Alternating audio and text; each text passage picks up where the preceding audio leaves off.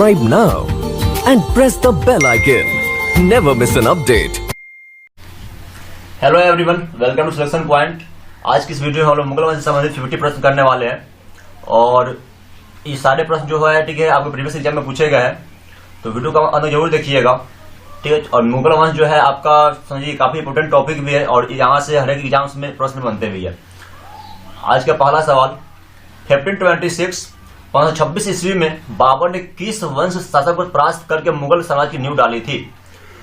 तो 1526 यानी 1526 ईस्वी में बाबर ने लोदी वंश सम्राट इब्राहिम लोदी को परास्त करके मुगल वंश की नींव डाली थी, ठीक, ध्यान दीजिएगा। तो 1526 ईस्वी में बाबर ने इब्राहिम लोदी, जो कि लोदी वंश के थे, तो लोदी वंश सम्राट को परास्त करके मुगल वंश की नींव डाली थी, यानी एक का आपका यहाँ पर बी हो जाएगा राइट आंसर, ध्यान दीजिएगा। इसके अलावा सैयद वंश के जो संस्थापक थे ये आपको थे खिज्र खां, ठीक है।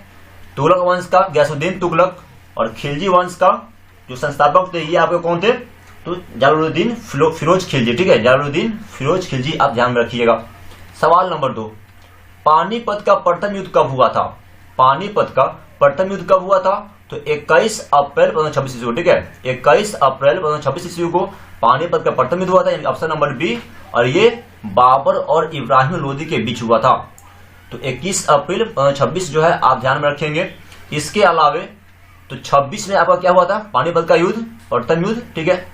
27 में आपका हुआ था खानवा का युद्ध, ठीक है। 28 में आपका हुआ था चंदेरी का युद्ध और 29 में हुआ था घाघरा का युद्ध, ध्यान दीजिएगा। 1526 पानीपत का प्रथम युद्ध, ठीक है, 1527 खानवा का युद्ध, 1528 चंदेरी का युद्ध और 1529 घाघरा का युद्ध। और 1530 ईस्वी में जो है बाबर की मृत्यु हो गई थी। सवाल नंबर 3, बाबर ने प्रसिद्ध तुलुगामा नीति का प्रयोग सर्वप्रथम किस युद्ध में किया? तो बाबर ने तुलुगामा नीति का प्रयोग जो है पानीपत के प्रथम युद्ध में किया था, जो कि कब हुआ था? 1526 ईस्वी में, ठीक है। तो 1526 ईस्वी के पानीपत के प्रथम युद्ध में बाबर ने प्रसिद्ध तुलुगामा नीति का प्रयोग किया था और इसमें बाबर के दो प्रसिद्ध निशानेबाज उस्ताद अली और मुस्तफा ने भी इसमें बाबर का साथ दिया था, ध्यान दीजिएगा। सवाल नंबर 4, किस युद्ध में जीतने के उपरांत बाबर ने खजाने का मुंह अमीरों, सगे संबंधियों आदि के लिए खोल दिया और इस उदारता के लिए उसे कलंदर की उपाधि दी गई, ठीक है। तो पानीपत के प्रथम युद्ध में जीतने के बाद बाबर ने खजाने का मुंह अमीरों, सगे संबंधियों आदि के लिए खोल दिया और इस उदारता के लिए बाबर को जो है कलंदर की उपाधि दी गई थी, ध्यान दीजिएगा। पानीपत के प्रथम युद्ध कब हुआ था? 1526 ईस्वी में। ऑप्शन नंबर ए आपका यहाँ पे आपका बिल्कुल राइट हो जाएगा। भारत में ग्रैंड ट्रंक रोड किसने बनवाई थी? तो भारत में ग्रैंड ट्रंक रोड जो है, ठीक है, इसका निर्माण या इसका जो है पक्कीकरण शेरशाह सूरी ने करवाया था, शेरशाह सूरी, ठीक है, ध्यान दीजिएगा। और ये जो थे सूरवंश संस्थापक भी थे, ठीक है। और इसके अलावे 1541 ईस्वी में जो है शेरशाह सूरी ने पाटलिपुत्र शहर को पटना के नाम से बसाया भी था। तो ठीक है, यहाँ पे आप ऑप्शन नंबर बी हो जाएगा राइट आंसर, शेरशाह सूरी, जिसने ग्रैंड ट्रंक रोड की निर्माण करवाई थी। और यह जो है आपका कोलकाता से पेशावर तक है, अभी भी ध्यान रखिएगा, ठीक है, कोलकाता से पेशावर तक है आपका ग्रैंड ट्रंक रोड, क्लियर। सवाल नंबर 6, गुजरात विजय की यादगार में अकबर ने किसका निर्माण कराया था? तो गुजरात विजय की यादगार में अकबर ने, ठीक है, प्रसिद्ध बुलंद दरवाजा का निर्माण करवाया था। कब? तो 1572 ईस्वी में।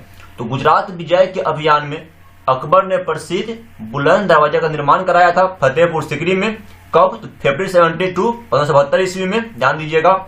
और फतेहपुर सिकरी में इसका निर्माण करवाया गया था। और इतिहासकार स्मिथ ने गुजरात विजय को, यानी अकबर के गुजरात जो अभियान था इसको विश्व के इतिहास का सबसे द्रुतगामी अभियान कहा है। सवाल नंबर 7, आईने अकबरी एक महान ऐतिहासिक कृति निम्नलिखित में से किसके द्वारा लिखी गई थी? तो आईने अकबरी, ठीक है, ये अबुल फजल, आईने अकबरी के लेखक कौन थे? तो अबुल फजल, ऑप्शन नंबर ए, आईने अकबरी अबुल फजल के द्वारा लिखी गई थी और ये अकबर नामक का ही एक अंश है, ठीक है। तो आईने अकबरी जो है ये अकबर नामक का एक अंश है जो अबुल फजल ने लिखा हुआ था। और अबुल फजल जो थे अकबर के दरबार के नवरत्नों में से एक थे, ध्यान दीजिएगा। तो ऑप्शन नंबर यहाँ पे ए आ जाएगा। सवाल नंबर 8, पानीपत की दूसरी लड़ाई निम्नलिखित में से किसके बीच हुई थी? तो पानीपत का जो सेकेंड लड़ाई हुआ था, ठीक है, 5 अप्रैल 1926 को, सॉरी यहाँ पे अगर नवंबर हो जाएगा, ठीक है, 5 नवंबर 1926 ईस्वी को।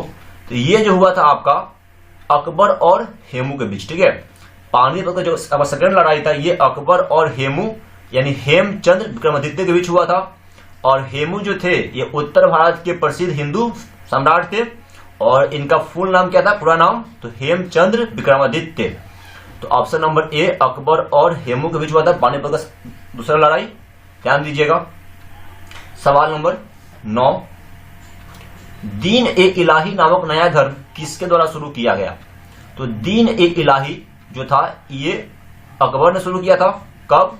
1582 ईस्वी में।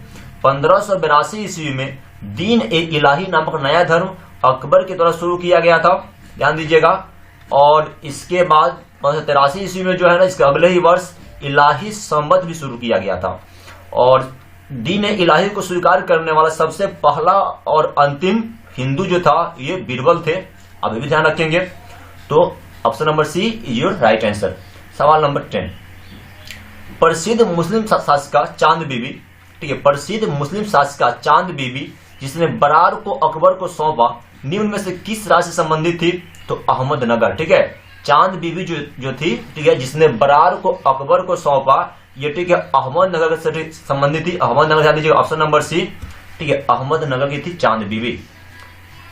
और इनका विवाह जो हुआ था बीजापुर में हुआ था। मुगल प्रशासन व्यवस्था में मनसबदारी प्रणाली को किसने प्रारंभ किया था? तो मुगल वंश में जो था ना, मनसबदारी प्रणाली को अकबर ने शुरू किया था, ठीक है। और ध्यान दीजिए मनसब, ठीक है, मनसब जो है ना ये आपका अरबी का शब्द है, इसका मतलब होता है पद या रैंक, ठीक है। मनसब का मतलब क्या होता है? पद या रैंक, ध्यान दीजिएगा, पद या रैंक होता है। और ये आपका शब्द है अरबी का। तो मुगल शासन में जो है मुगल वंश में मनसबदारी प्रणाली को अकबर ने शुरू किया था। Option number B is your right answer, ध्यान दीजिएगा। अपने काल का महान संगीतज्ञ तानसेन किसके दरबार में थे? तो अपने काल का महान संगीतज्ञ तानसेन जो थे ये अकबर के दरबार में थे और अकबर के नवरत्नों में से एक थे, यानी option number B is your right answer. महान संगीतज्ञ तानसेन अकबर के दरबार में थे। और तानसेन का जो जन्म हुआ था ये हुआ था 1506 ईस्वी में, ठीक है, 1506 ईस्वी में ग्वालियर में हुआ था। और इनका जो वास्तविक नाम था वो था रामतनु पांडे। तो तानसेन का जो ओरिजिनल नाम था वो क्या था? रामतनु पांडे था। आप ये भी ध्यान रखेंगे, ये अकबर के नवरत्नों में से एक थे। सवाल नंबर 13, मुगल काल की राजभाषा क्या थी? तो देखिए मुगल काल की जो राजभाषा थी वो क्या था? फारसी, ठीक है, फारसी था। Option number D, Farsi Mughal काल की राजभाषा थी। Option number D is your right answer. सती प्रथा की भर्त्सना करने वाला मुगल सम्राट कौन था? तो अकबर। अकबर जो था ना ये सती प्रथा की भर्त्सना किया, मतलब कि सती प्रथा जो है ना ये जो है उनको अच्छा नहीं मानते थे, जो कि मतलब समझिए काफी ये अच्छी बात है। तो अकबर जो है सती प्रथा की भर्त्सना करने वाले थे। और आप ये भी ध्यान रखिएगा कि 1829 ईस्वी में, ठीक है, लॉर्ड विलियम बेंटिक, ठीक है, लॉर्ड विलियम बेंटिक ने सती प्रथा का अंत किया था कानून का निर्माण करके, ठीक है। और इसमें जो था राजा राम मोहन राय ने उनका साथ दिया था। सवाल नंबर 15, किस युद्ध से भारत में मुगल राज की नींव पड़ी? किस युद्ध से भारत में मुगल राज की नींव पड़ी? तो पानीपत का प्रथम युद्ध, ठीक है, पानीपत का प्रथम युद्ध, ठीक है। इसके बाद जो है ना भारत में मुगल वंश की नींव पड़ी। और ये कब हुआ था? तो फरवरी 26, ठीक है, 1526 ईस्वी में बाबर और इब्राहिम लोदी के बीच, ठीक है, ध्यान दीजिएगा। और सवाल नंबर 16, मुगल चित्रकारी किसके शासनकाल में प्रकाष्ठा या चरमोत्कर्ष प्राप्त किया हुआ था? यानी कि किस बादशाह के काल में मुगल चित्रकारी जो था अपने चरमोत्कर्ष पर था? तो जहांगीर। ऑप्शन नंबर सी, ठीक है, जहांगीर के काल में जो था ना चित्रकारी अपने चरमोत्कर्ष पर था। और जहांगीर के काल को चित्रकला का स्वर्ण युग भी कहा जाता है। ऑप्शन नंबर सी जो राइट है, ध्यान दीजिएगा यहाँ पे।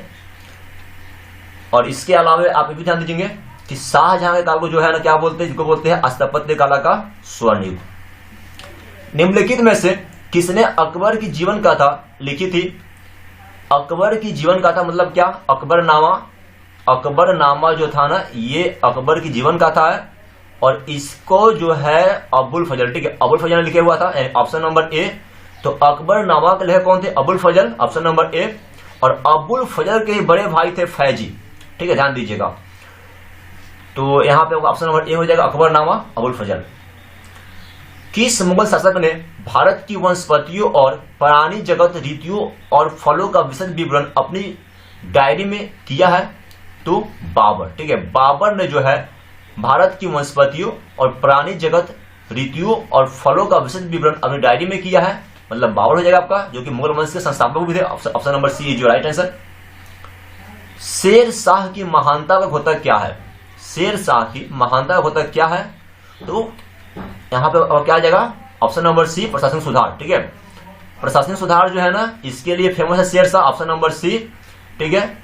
और इन्होंने अपने कार्यकाल में विकास का काफी कार्य किया, ठीक है, और सुधार के क्षेत्र में जो है ना, मतलब काफी सारे काम किए, ठीक है, सड़कों के किनारे पेड़ लगवाए, उसके बाद ठीक है मतलब एक निश्चित दूरी पर जो है वहां पर कुआं तालाब का निर्माण कराया गया, ताकि जो भी यात्री वहां से जाए, राहगीर जाए ना, उनको कोई दिक्कत नहीं, परेशानी नहीं हो। तो इन्होंने अपने कार्यकाल में ढेर सारे काम कार्य किए और ग्रैंड ट्रंक रोड का निर्माण इन्हीं के द्वारा किया गया था, जो कि आपका कोलकाता से पेशावर तक है। और उसके अलावा शेर शाह ने ही पाटलिपुत्र को जो है पटना के नाम से बसाया, कब? तो 1543 में, ठीक है, 1543 से ध्यान दीजिएगा। हुमायूं नामा किसने लिखा था? तो गुलबदन बेगम ने, ठीक है। हुमायूं नामा जो कि हुमायूं की खुद बहन थी, हुमायूं की बहन और बाबर की पुत्री, ठीक है, गुलबदन बेगम ने लिखा था, ऑप्शन नंबर ए, हुमायूं नामा, गुलबदन बेगम। अकबर के शासन में महाभारत का फारसी भाषा में अनुवाद किया गया था, वह किस नाम से जाना जाता है? तो अकबर के काल में जो है ना, महाभारत का फारसी में अनुवाद किया गया था, जिसको बोलते हैं रज्मनामा, ठीक है, रज्मनामा यानी कि युद्धों का इतिहास, यानी कि महाभारत का फारसी में जो अनुवाद किया गया, तो फारसी भाषा में उसको रज्मनामा नाम दिया गया था। और इसको, ठीक है, ये जो था, देखिए, इसके लिए अकबर ने 1575 के आसपास, ठीक है, एक अनुवाद विभाग का भी स्थापना किए हुए थे, और उसमें फैजी थे, ठीक है, नकीब खां वगैरह थे। तो ये लोगों ने क्या किया? इसका अनुवाद किया था, रामायण महाभारत वगैरह का। किस मुगल सम्राट ने सैयद भाइयों को गिराया? किस मुगल सम्राट ने सैयद भाइयों को गिराया? तो मोहम्मद शाह ने, ठीक है, मोहम्मद शाह ने सैयद भाइयों को गिराया था, option number D, Mohammad Shah ने सैयद भाइयों को गिराया था, ध्यान दीजिएगा, option number D is your right answer, ठीक है। इसके अलावा, ठीक है, बहादुर शाह का जो वास्तविक नाम था, ठीक है, वो क्या था आपका? मुअज्जम, ठीक है, इनको मतलब मुअज्जम भी बोलते हैं, ध्यान दीजिएगा, ये मुअज्जम बोलते हैं बहादुर शाह को। और मोहम्मद शाह को बोलते हैं, ठीक है, रंगीला बादशाह, ठीक है, रंगीला बादशाह, क्योंकि सुंदर, ठीक है, जो मतलब युवतियां थी उनके प्रति मतलब इनका आकर्षण मतलब काफी अधिक था, तो इनको बोलते हैं मोहम्मद शाह रंगीला। और जहांदर शाह को ध्यान दीजिएगा, जो कि मुगल वंश के थे, ठीक, जहांदर शाह को क्या बोलते हैं? ठीक है, जहांदर शाह, तो समझिए कि ये जो है अपने शासन काल में एक मतलब नाचने गाने वाली, ठीक है, महिला को, जिसका नाम था लाल कुमारी, तो उसको जो है अपने शासन में हस्तक्षेप करने का अधिकार दिए हुए थे। तो ये ध्यान रखिएगा, जहांदर शाह, ठीक है। और फर्रुखसियर जो है ना, फर्रुखसियर, उनको बोलते हैं घृणित कायर।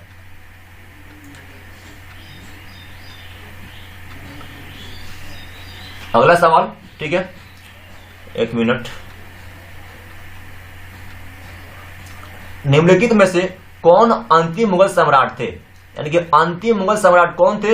ये वो थे बहादुर शाह द्वितीय, ठीक है, बहादुर शाह द्वितीय या बहादुर शाह जफर द्वितीय, ये जो थे अंतिम मुगल सम्राट थे, जिनका कार्यकाल था 18, ठीक है, 1837 से 57, ध्यान दीजिए, 1837 से 1857 तक, ठीक है। और इसके बाद जो है 57 की क्रांति में भाग लेने के कारण इनको अंग्रेजों ने क्या किया? पकड़ करके और रंगून भेज दिया, जहां उनकी मृत्यु हो गई, ध्यान दीजिएगा। तो अंतिम मुगल सम्राट जो थे ये कौन थे? बहादुर शाह जफर द्वितीय थे, option number C is your right answer. अगला सवाल, अकबर के शासन काल में भू राजस्व सुधारों के लिए कौन उत्तरदायी था? तो अकबर के शासन काल में जो था ना, टोडरमल जो थे ये भू राजस्व सुधार के लिए उत्तरदायी थे, ऑप्शन नंबर सी, टोडरमल जो थे भू राजस्व सुधार के लिए उत्तरदायी थे।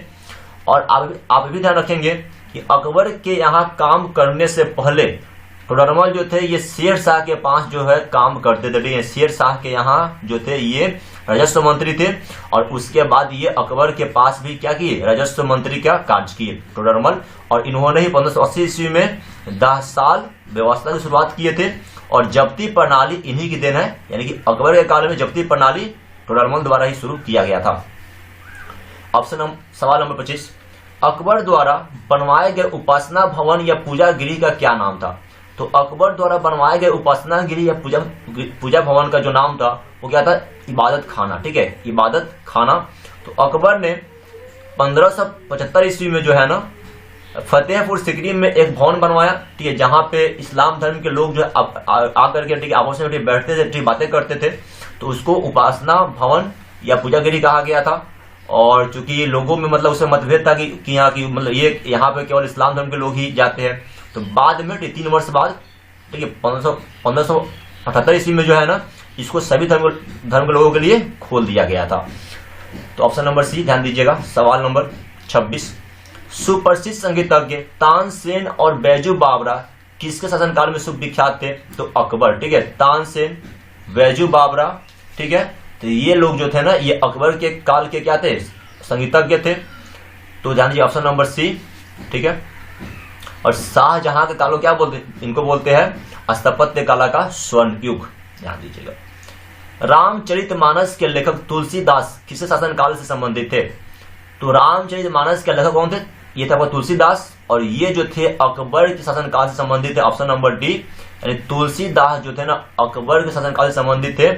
और 1574 ईस्वी में तुलसीदास ने क्या किया था, रामायण यानी रामचरितमानस लिखना शुरू किए हुए थे। और आपको ध्यान में यदि आपको याद होगा तो 1556 ईस्वी से जो है 1556 से 1605 तक ये अकबर का काल था, ठीक है। तो इसी के बीच में जो है रामायण लिखने का कार्य शुरू किया गया था, यानी अकबर के समय। किस युद्ध में बाबर ने जिहाद का नारा दिया, तमगा नामक कर को समाप्त किया और युद्ध जीतने के बाद गाजी की उपाधि धारण की? यानी देखिए वह कौन सा युद्ध था जिसमें बाबर ने जिहाद यानी धर्म युद्ध का नारा दिया था, तमगा नामक कर भी समाप्त किया था और युद्ध जीतने के उपरांत गाजी की उपाधि भी धारण की थी? तो खानवा का युद्ध, ठीक है। खानवा का युद्ध कब हुआ था? 1527 ईस्वी में, ठीक है। यह हुआ था बाबर और राणा संगा के बीच, ध्यान दीजिएगा। तो खानवा के युद्ध में जो है बाबर ने जिहाद का नारा दिया, ठीक है, और उसने युद्ध जीतने के बाद गाजी की उपाधि भी धारण की हुई थी। ऑप्शन नंबर ए खानवा का युद्ध, और ये मुगल वंश के लिए भारत में काफी निर्णायक युद्ध था। मुबैयान नामक पद शैली के जन्मदाता बाबर ने अपनी आत्मकथा तुजुके बाबरी किस भाषा में लिखी? तो मुबैयान नामक पद शैली के जन्मदाता बाबर ने अपनी आत्मकथा तुजुके बाबरी जो था तुर्की भाषा में लिखी थी। ऑप्शन नंबर सी तुर्की भाषा में, ठीक है। तुजुके बाबरी, यहाँ पे तू है, ठीक, यहाँ भी तू है, ध्यान दीजिएगा, तुर्की भाषा में था। और तुजुके बाबरी का जो था ना फारसी में अनुवाद किसने किया था?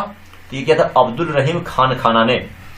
तो यहाँ पे ऑप्शन नंबर अब सी हो जाएगा और ये सवाल आ जाएगा कि तुजुके बाबरी अथवा बाबरनामा, इसको जो है ना हम लोग बोलते हैं बाबरनामा भी, ठीक है। तो बाबरनामा का फारसी में अनुवाद किसने किया था? तो ये किया था अब्दुल रहीम खान खाना ने। बाबर जो था मूल रूप से कहाँ का शासक था? तो यह था फरगना का, ठीक है। फरगना अब कहाँ पड़ता है? तो अफगानिस्तान में। और इनके पिताजी जो थे उमर शेख मिर्जा, ठीक है। तो ये फरगना का ही सम्राट थे और 1483 ईस्वी में जो है आपको जन्म हुआ था बाबर का, ध्यान देंगे आप। तो बाबर जो था मूल रूप से फरगना का सम्राट थे। Option number A. 31, बाबर को भारत पर आक्रमण करने के लिए आमंत्रित करने वालों में से कौन शामिल नहीं था? तो देखिए बाबर को भारत पर आक्रमण करने के लिए पंजाब का सूबेदार दौलत खां लोधी और एवं उसका पुत्र दिलावर खां लोधी ये उसको इनवाइट किया हुआ था। इसके अलावा इब्राहिम लोधी और उसके चाचा जो था आलम खां लोधी ये भी जो है बाबर को इंडिया में इनवाइट किए हुए थे कि आप आइए और भारत पर आक्रमण कीजिए। और इनके अलावा मेवाड़ के शासक राणा सांगा भी बाबर को जो है भारत पर आक्रमण करने के लिए आमंत्रित किया हुआ था। मतलब कि ऑप्शन नंबर ए, बी और सी ये तीनों, ठीक है, मतलब ये लोग जो थे बाबर को इंडिया पे आक्रमण करने के लिए आमंत्रित किए हुए थे। जबकि ठीक है ऑप्शन नंबर जो आपका डी है यहाँ पे, ठीक है, मेदिनी राय, ठीक है। तो मेदिनी राय जो था ना इन्होंने बाबर को भारत में आक्रमण करने के लिए आमंत्रित नहीं किया हुआ था। Option number D is right answer, ध्यान दीजिएगा आप। अगला सवाल, मुगल साम्राज्य के दृढ़ीकरण के दृष्टिकोण से सबसे निर्णायक युद्ध कौन था? तो मुगल साम्राज्य के दृढ़ीकरण के दृष्टिकोण से सबसे जो आपको निर्णायक युद्ध था वो क्या था? ये खानवा का युद्ध, ऑप्शन नंबर बी, जिसमें बाबर ने जिहाद का नारा दिया था और युद्ध जीतने के बाद तमगा नामक कर भी समाप्त कर दिया था। तो खानवा युद्ध कब हुआ था आपका? 1527 ईस्वी में, ध्यान दीजिएगा 1527 में हुआ था, बाबर और राणा संगा के बीच। सूची 1 को सूची 2 से जो है यहाँ पे आपका मिलान करना है, ध्यान दीजिएगा। यहाँ पे आपका क्या है? सूची 1 है, सूची 2 है, इसको मिलान करना है। तो पानीपत का प्रथम युद्ध कब हुआ था? 1526 ईस्वी में, और यह हुआ था इब्राहिम लोदी के साथ में, एक आपका 1 हो जाएगा, ठीक है। खानवा का युद्ध राणा संगा, बाबर और राणा संगा, और चंद्र का युद्ध आपका मेदिनी राय, और घाघरा का युद्ध आपका क्या हो जाएगा? अफगानों के विरुद्ध। यानी कि देखिए ये सब जो है आपका बिल्कुल आमने सामने ही है, A1 B2, ठीक है, C3 और D4, यानी कि ऑप्शन नंबर, ठीक है, ए आपका यहाँ पर हो जाएगा बिल्कुल right answer, option number A1 B2 C3 और D4 देख लेंगे आप अच्छे से। किसने मुगल साम्राज्य की राजधानी को आगरा से दिल्ली स्थानांतरित की? यानी किसने मुगल साम्राज्य की राजधानी को आगरा से दिल्ली ट्रांसफर किया? तो कौन थे? शाहजहां, ठीक है। शाहजहां ने क्या किया? मुगल साम्राज्य की राजधानी को आगरा से दिल्ली उनको ले गया। तो ऑप्शन नंबर डी, ठीक है, शाहजहां, ध्यान देंगे आप, जिसने राजधानी को आगरा से दिल्ली ले गए। अकबर के युवा अवस्था में उसका संरक्षक कौन था? तो अकबर जब, ठीक है, जब इनकी उम्र मतलब काफी कम ही थी, ठीक है, 13 वर्ष के तो उम्र में ये सम्राट बन गए हुए थे, तो उस समय जो था इनका संरक्षक कौन थे? तो बैरम खां, ठीक है, ऑप्शन नंबर डी बैरम खां, ऑप्शन नंबर डी ध्यान देंगे आप। और 31 जनवरी 1561 को जो है, ठीक है, मुबारक खां नामक व्यक्ति ने क्या किया था?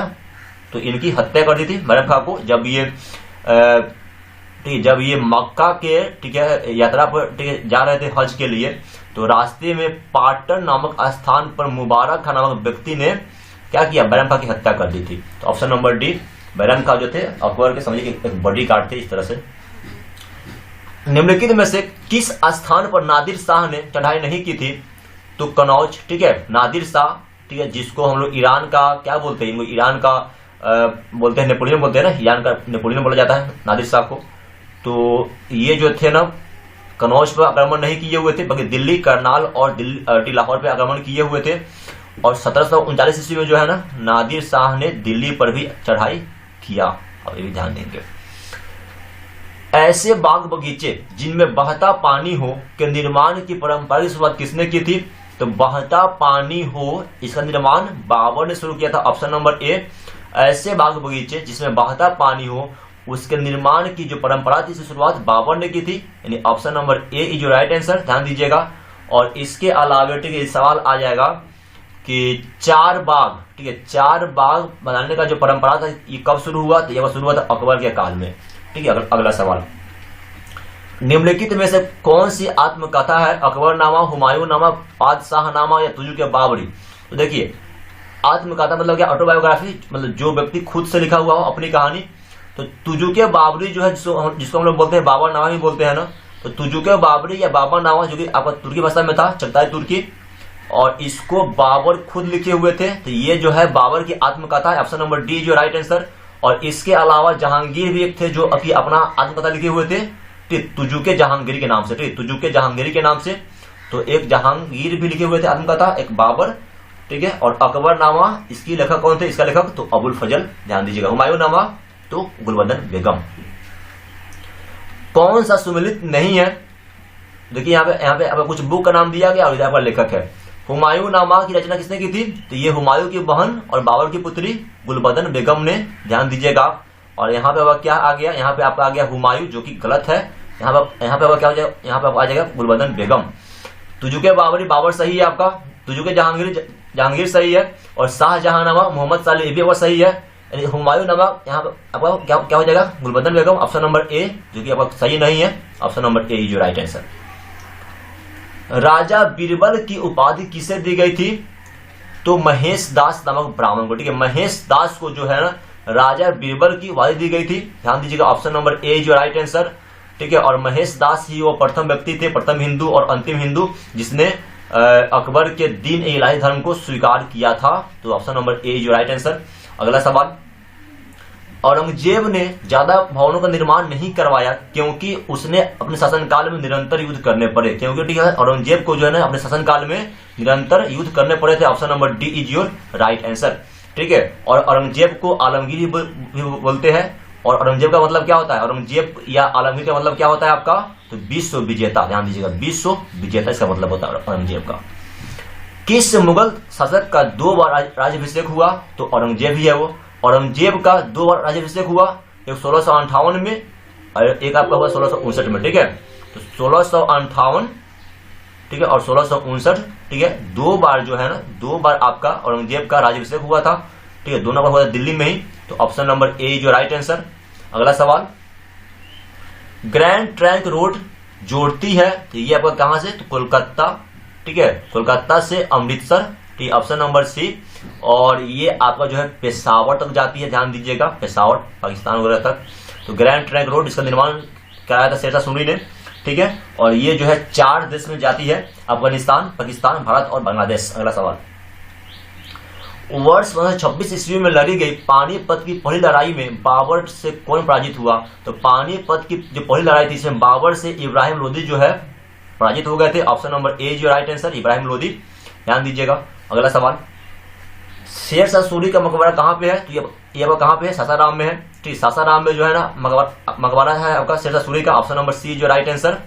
और शेरशाह सूरी जो है, देखिए इसके बारे में ठीक ऐसा कहा गया है कि ये हिंदू और ईरानी ठीक है स्थापत्य कला का मिश्रण है। और इनके बारे में जो था ना, एक आपका इतिहासकार थे ठीक है, कानूनगो। तो कानूनगो का मतलब जो कहना था कि इनके मकबरा को देखकर ऐसा लगता है कि ये अंदर से हिंदू और बाहर से मुसलमान है। अगला सवाल, अकबर का राज्याभिषेक कहाँ हुआ था, तो कलानौर पंजाब में। कब, तो 14 फरवरी ठीक 14 फरवरी ठीक है 1556 को। ठीक है, 1556 को कलानौर पंजाब में हुआ था। तो ऑप्शन नंबर ए जो राइट आंसर। अगला सवाल, और गुरु अर्जुन देव समकालीन थे किसके, तो गुरु अर्जुन देव जो थे ये जहांगीर के समकालीन थे। ऑप्शन नंबर बी इज जो राइट आंसर। गुरु अर्जुन देव जो थे ये जहांगीर के समकालीन थे। और जहांगीर के बड़े पुत्र खुसरो ने क्या किया था, अपने पिता के खिलाफ ही विद्रोह कर दिया था 1506 ईस्वी में। तो इसके बाद क्या हुआ कि जहांगीर ने खुसरो को कैद कर लिया और गुरु अर्जुन देव को फांसी दिला दी थी, तो फांसी दे दी थी जहांगीर ने। ठीक है, अगला सवाल, किस राजपूत वंश ने अकबर के सामने समर्पण नहीं किया, तो किसने, सिसोदिया वंश। ठीक है, सिसोदिया वंश ने क्या किया था, इसने अकबर के सामने कभी भी समर्पण नहीं किया था। ऑप्शन नंबर ए जो right answer. Option number A Sisodia वंश। ध्यान दीजिएगा। अगला सवाल 49, किस मुगल शासक को आलमगीर कहा जाता था, तो आलमगीर किसको बोलते हैं, औरंगजेब को। औरंगजेब ने आलमगीर की उपाधि धारण की थी। ऑप्शन नंबर डी जो राइट आंसर। और आलमगीर का अर्थ क्या होता है, तो विश्व विजेता। ठीक है, विश्व विजेता होता है आपका आलमगीर का अर्थ। आप ये भी ध्यान देंगे, काफी इंपोर्टेंट पॉइंट है, ये भी सवाल एग्जाम्स में आते हैं। अगला सवाल, और आज का ये अंतिम सवाल है आपका 50। ठीक है, और साथियों के वीडियो ठीक है आप लाइक जरूर करेंगे यदि आपको अच्छा लगा हो तो, और दोस्तों में शेयर भी कीजिएगा और सब्सक्राइब जरूर कर लीजिए ताकि जो भी नया वीडियो है उसका अपडेट्स आपको मिलता रहे। सम्राट अकबर द्वारा किसको जरी कलम की उपाधि से अलंकृत किया गया था, तो जरी कलम यानी कि मोहम्मद हुसैन कश्मीरी। ठीक है, मोहम्मद हुसैन कश्मीरी को जो है ना सम्राट अकबर ने जरी कलम ठीक है और अब्दुस समद को सीरी कलम। ठीक है, अब्दुस समद को सीरी कलम और कश्मीरी को ठीक है मोहम्मद हुसैन कश्मीरी को जरी कलम की उपाधि से नवाजा था। तो ये आपका होगा 50 सवाल। और बस इतना ही, please like the video and subscribe the channel. बस इतना ही। जय हिंद, जय भारत, वंदे मातरम।